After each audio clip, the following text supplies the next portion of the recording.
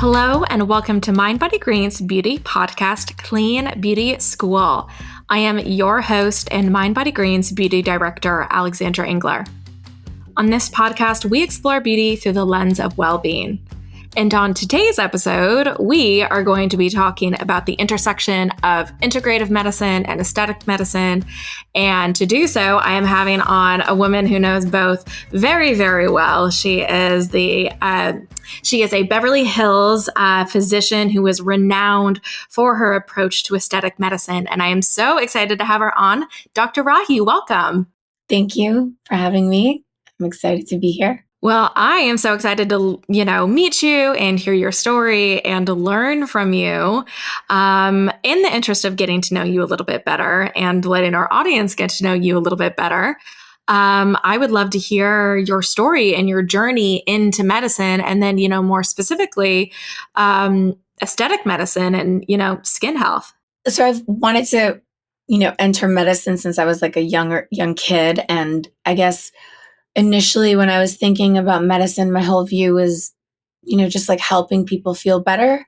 That was like the view that I had when I was younger. And then as I grew and when I entered medical school, there were some like hiccups along the way where you realize that the traditional medicine that you're taught is really focused on treating disease. And a lot of it wasn't really focused on disease prevention. So through my trainings in med school residency, then I decided to do the integrative medicine fellowship.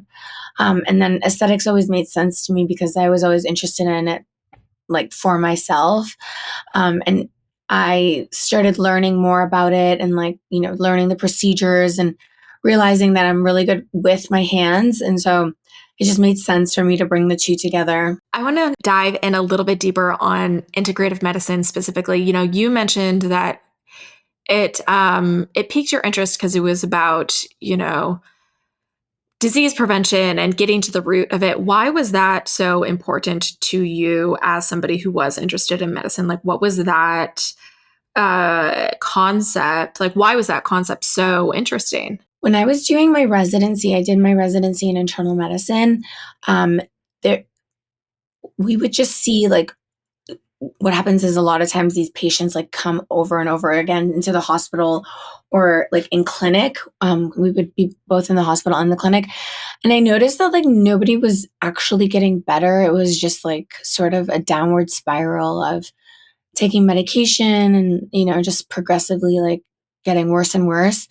And I didn't think that made any sense to me. And I wanted to figure out a way to live better and healthier even as we aged, even as I aged or, my patients aged. And so that's how I was searching and trying to figure out what I was going to do after I finished my residency because I didn't think I would be happy with, doing the traditional medical route.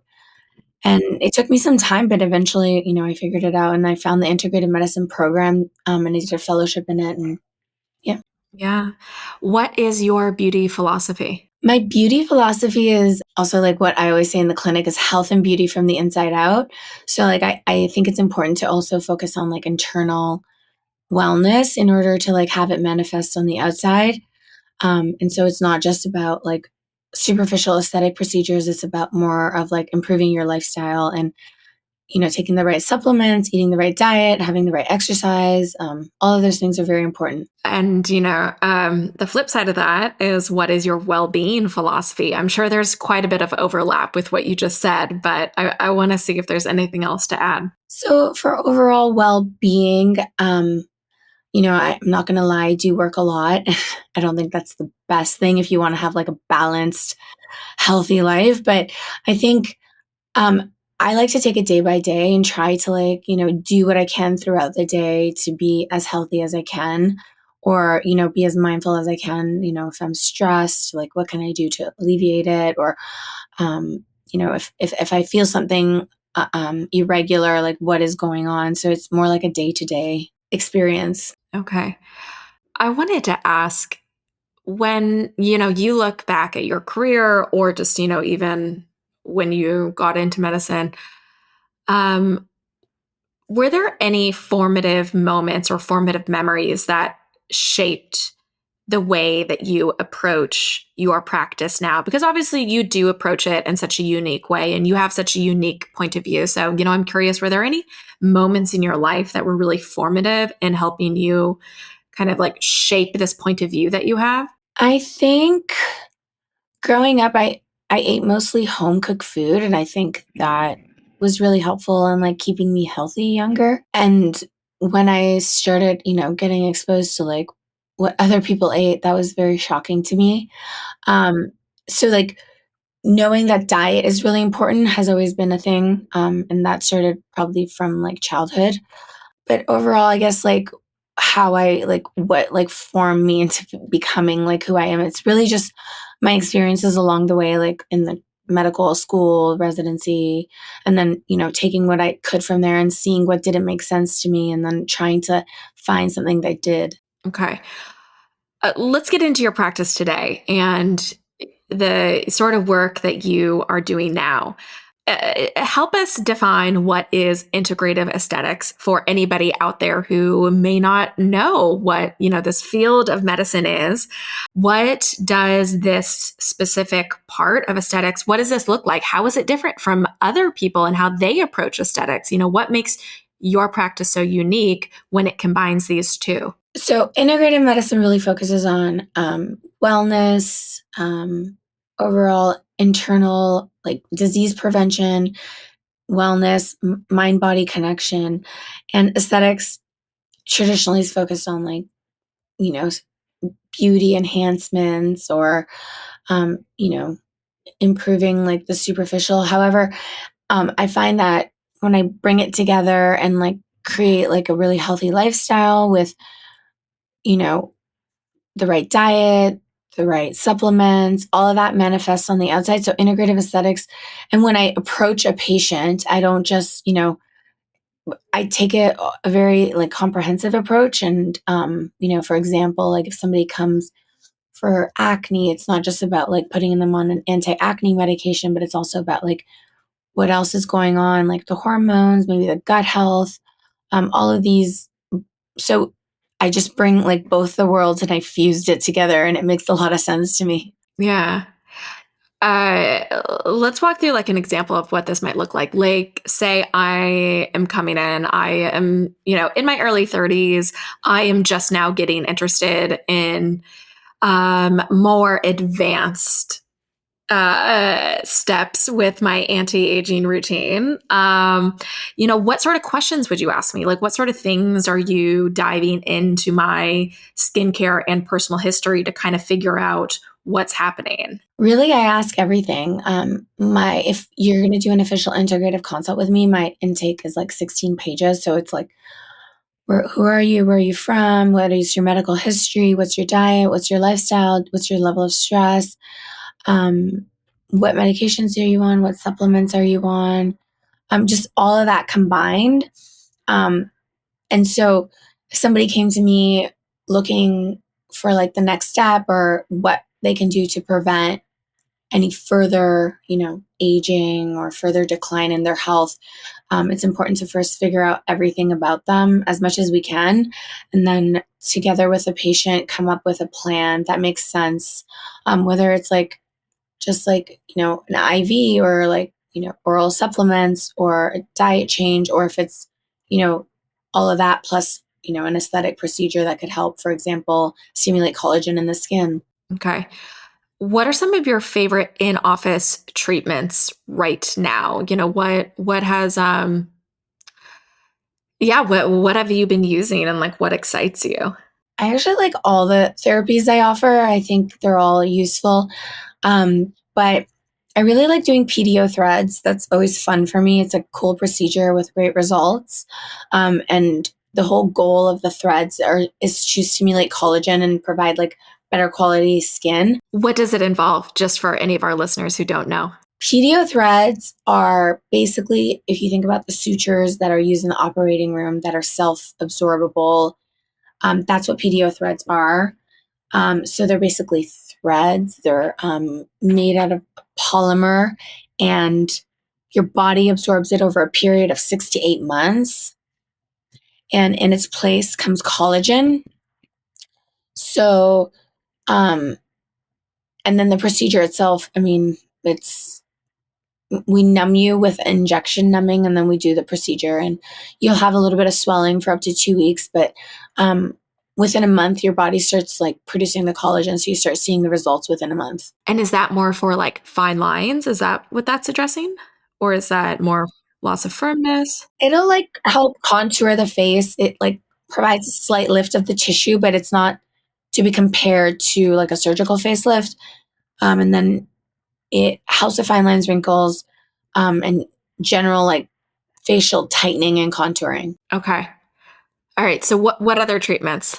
Well, a lot. I think the more popular ones also is any type of radiofrequency with microneedling. I have 2 different machines that I use. I have Morpheus and Silpharm. So both of those are pretty popular. I don't know what the list of how many services we have, but we definitely have over like 40 services. But I'd say maybe those are the most popular, but I do so many different things. Okay. And somebody who is interested in radio frequency, who would be a good candidate for that and what does that involve? Radiofrequency is pretty much very versatile in the type of client that it can be used on. So it can be used on pretty much like any age range, any skin tone. And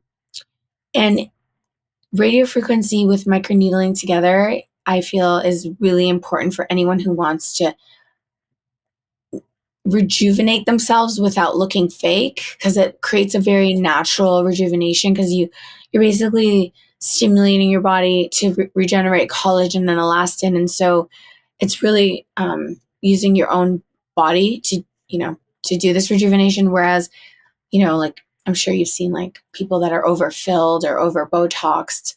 So I would say radiofrequency microneedling is, pretty suitable for most people who are interested in a very natural rejuvenation that's long lasting. And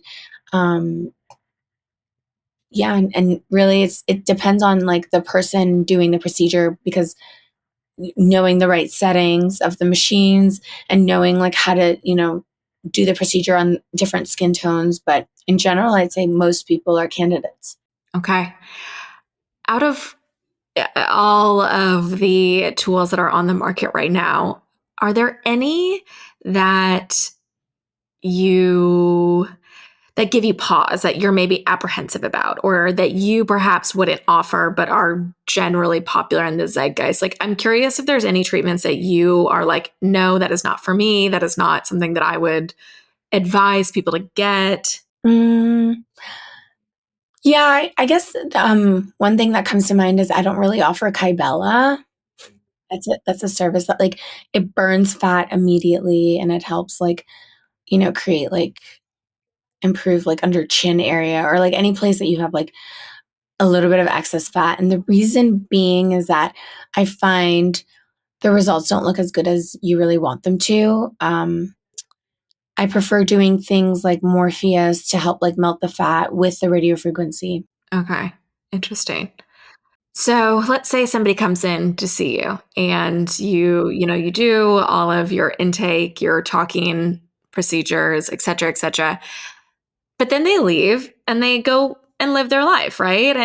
And what they do in their life and their day to day obviously is going to be critical in how your work ultimately ends up looking, right? So, what sort of plan and what sort of advice do you give people in the times where, they're not in front of you and they're just out there? What's your take home regimen look like? Well, I think that's individualized per patient. I definitely recommend like a really good skincare routine, using medical grade skincare, or at least using like some like medical grade and then mixing it up, but ensuring that like it's quality skincare and having a proper routine. But then I'm really big on supplements. So I take a lot myself, and I think they're very helpful. So one of my favorite supplements that I think almost everybody should be on is magnesium. I always make sure that it just really helps with overall body function, and has so many different health benefits, and we're all deficient in it. But I think each what I recommend is more individualized per patient, and I'd have to see what their chief complaint is, and what they're willing to do to improve it, because it also depends on budget too, because there's so many things that we can do. Yeah. I mean, obviously, all this stuff is so individualized and personalized, especially as someone who approaches this like you do. The supplement, though, definitely piques my interest. I'm always curious about what sort of supplements people advise taking, especially those that might relate to overall skin health. Are there any supplements out there that you or what supplements out there that you like for skin? Are there, any that you tend to recommend? There's a lot. Again, magnesium, I would say that helps everything for sure. Vitamin D helps pretty much everything, and most of us are deficient in that as well. A good probiotic will help balance your gut, which will help improve skin quality. Turmeric is always nice for decreasing inflammation, and so that'll help, like if you have like some sort of inflammatory process in the skin. Um, CoQ10 helps with like elasticity. I'm just trying to think of all the supplements because there's so many. Again, it's individualized. I have a choline supplement that I like, and that helps your body stimulate collagen from the inside. So there's multiple different things that you can take, and it's really about how much you're willing to take and what works best with your body. Also, vitamin C is really important for collagen stimulation and detoxification. So taking that orally is important. I mean, that's a pretty good list of supplements right there. So I'll take that. Okay, so what is a good age range of when people should start thinking about these sort of healthy aging treatments? Is there an age that you recommend that somebody, books that appointment with their dermatologist or their esthetician? Or on the flip side, is there an age where you would be like, slow down, maybe take a few years? Yeah. So when I was growing up, like in my teenage years, I had some acne, so I would get facials regularly. And that's sort of how I started admiring the world of aesthetics and really liking it. Um, and just like seeing the importance of taking care of your skin and what it does.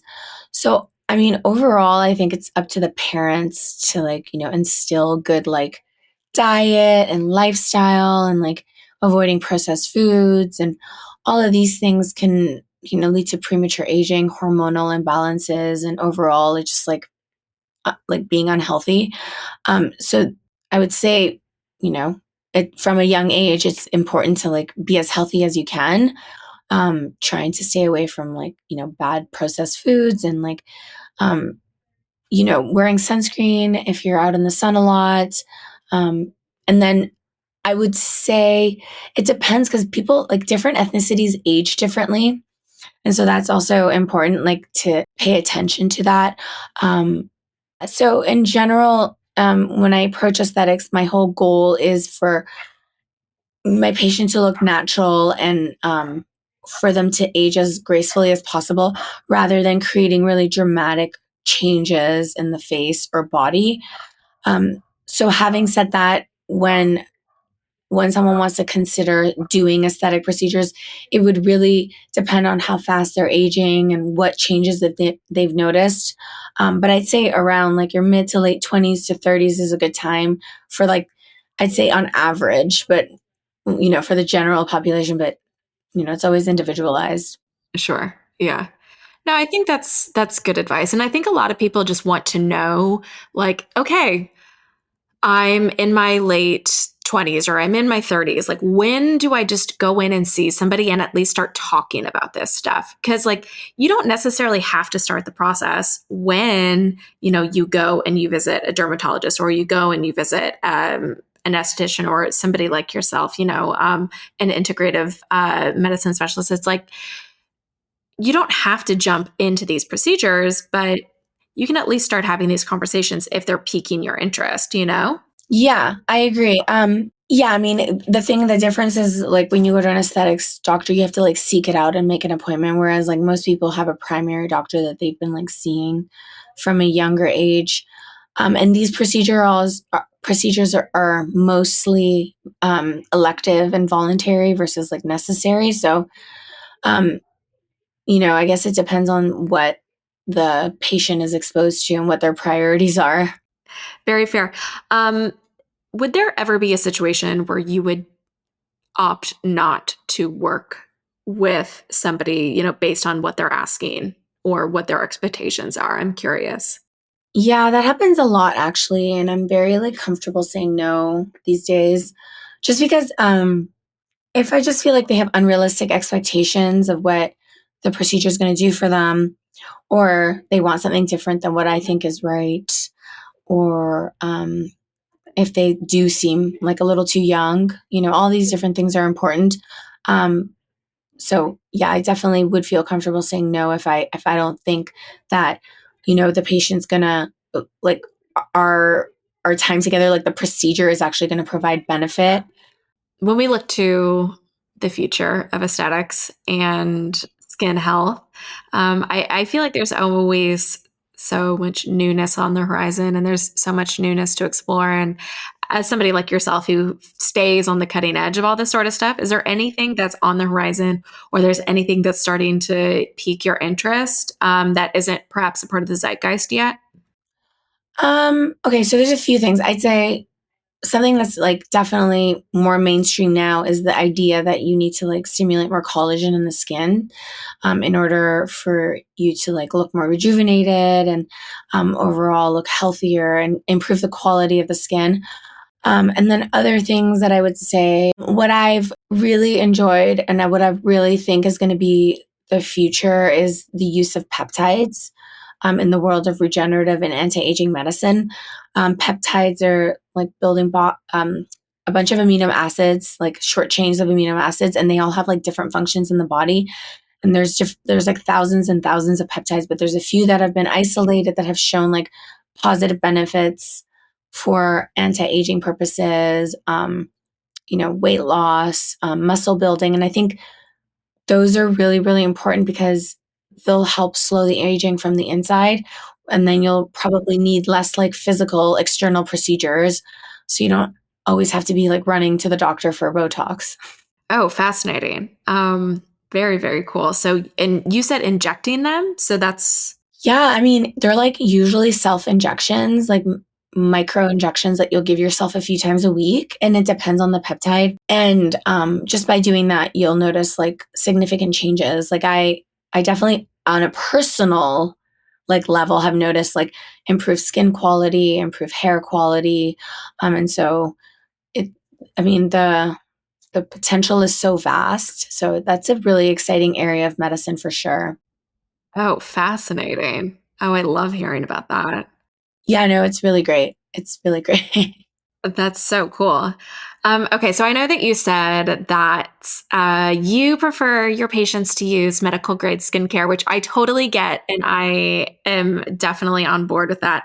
However, for anybody listening at home who may not have access for whatever reason, are there any ingredients or types of products that you encourage people to use in their skincare routine? Yes.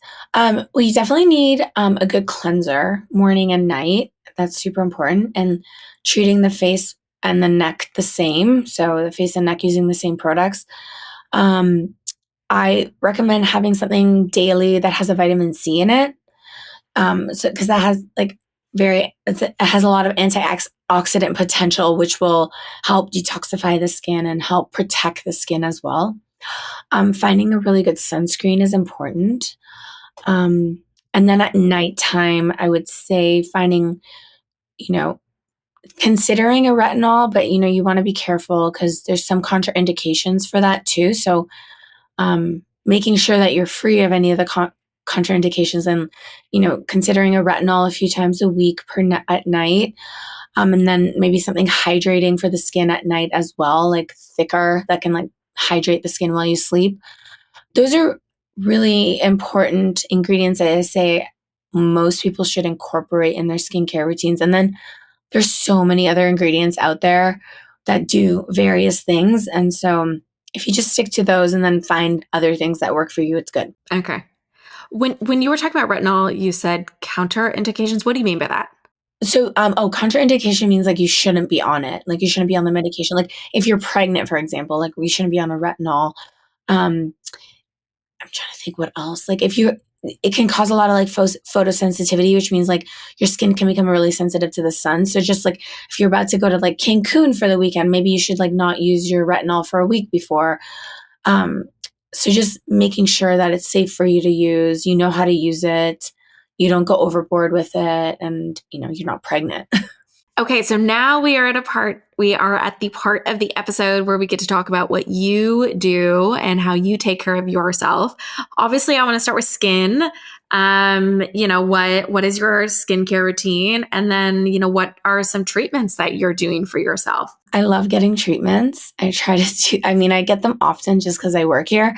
I get probably a facial once a month. And I like that not just for the extractions, but also just for like the relaxation part, which I think is super important. I do a lot of procedures for like overall skin elasticity and collagen stimulation. So, for example, I have a Forma machine, which is like topical radio frequency, and then there's the Silfirm, which I've done recently, which is radio frequency with microneedling. So, I like to do things in terms of that. And then with regards to skincare routine, if you saw my cabinet, I have so much skincare, but I do try to simplify it. I do try to always wash my face with a cleanser, and I have different types of cleansers. I have more exfoliating cleansers. I have a gentle face scrub that I'll use maybe once a week or once every 2 weeks. And then I have a very gentle cleanser as well. So I actually alternate between those. And when I travel, I think I usually take more of a gentle and a scrub with me. And then I'll definitely use something with vitamin C. And I like to layer on, some serums. It'll usually be 2 to 3, like a serum and a hydrating moisturizer. And I started using a lot of skincare from Alastin recently. They have a lot of different peptides in their skincare. So I like skincare that like uses like really like advanced science, because I feel like the results are so good. So for example, I use a lot of Skin Better skincare as well. And that it's like really advanced products that really penetrate and make a significant difference. So that's usually daytime. And then in terms of like a sunscreen, it depends. Sometimes I use like a tinted sunscreen, and sometimes I'll use like just a regular sunscreen. Okay. Yeah, usually mineral sunscreen, because those are better for you in general. And like I feel like they look better too when you just put them on the skin. And then my nighttime routine, I definitely wash my face again with a cleanser. And I will put some sort of nighttime serum, whether it has a retinol in it or I've been using maybe like once every 2 weeks or once every 4 weeks, I'll use like a glycolic overnight mask. And I get that one from SkinCeuticals. It's really nice. It's very effective. Like you'll wake up and your skin's just glowing. And I love using like at-home face masks, like a charcoal mask. I'll do that like every 2 weeks or every 4 weeks. It depends. And then obviously all the supplements and peptides and all that is incorporated into my routine. All right. Pretty good routine there. I'm taking notes. And then I obviously want to ask you how you take care of yourself as a whole. And the well-being part of your routine. Do you have